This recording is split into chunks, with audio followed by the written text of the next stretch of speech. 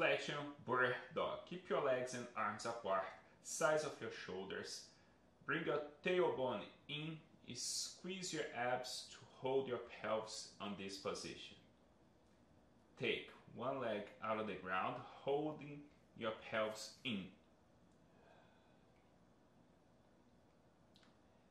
Keep your body aligned during 10 seconds. Bring your legs slow back, and when you change, make sure you don't relax your body. You need to keep your whole body stiff, contract, working to stabilize your spine. Think about someone is gonna punch you on the abs and squeeze as hard as you can.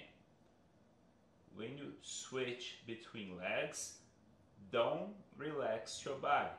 Keep your body working throughout the whole movement.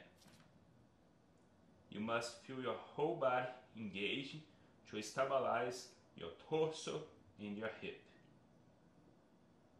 Make sure you control the movement and don't jerk like this.